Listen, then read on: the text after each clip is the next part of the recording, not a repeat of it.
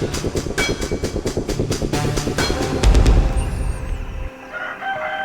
ဲယောဂတွေနိုင်ငံရေးစီးပွားရေးအချက်အသေးတွေဒီအရာတွေကကျွန်တော်တို့စီကနေအရာအားလုံးကိုရက်တန့်ပစ်ဖို့ကြိုးစားနေကြတယ်စီလည်းမရှိတော့ဘူးကွာ HIV ဘူးရှိသူတွေအတွက်တော့စေကူတာမှုပြတ်တောက်သွားတာဟာအသက်အန္တရာယ်နဲ့ရင်ဆိုင်ရတာပါပဲအာဖုန်းလည်းခေါ်လို့မရစီလည်းကုန်ပြီတောက်စရာလည်းမရှိတော့ဒါဟာကျွန်တော်တို့ကြုံနေရတဲ့အနောက်ရှက်တစ်ခုပါပဲ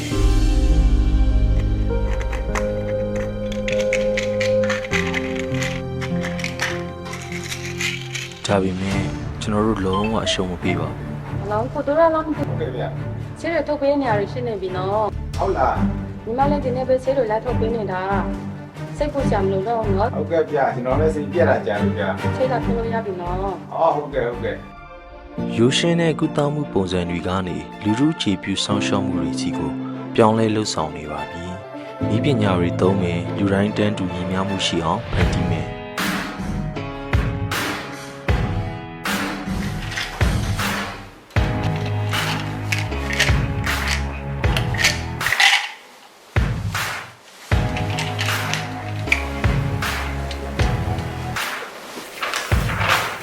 လိုတားဆီးတွေရှိနေပါစေညီမျှမှုမရှိခြင်းတွေကိုတိုက်ဖြတ်ပြီးကျွန်တော်တို့ရဲ့တုံ့ပြန်မှုတွေကိုအားဖြည့်လိုက်ပါ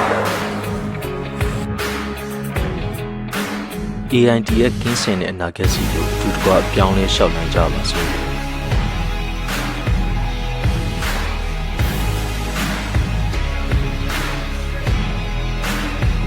ဒီရှိလူဒီများကိုအောက်ပါ WeChat နဲ့ Telegram အကောင့်များသို့ဆက်သွယ်မေးမြန်းနိုင်ပါတယ်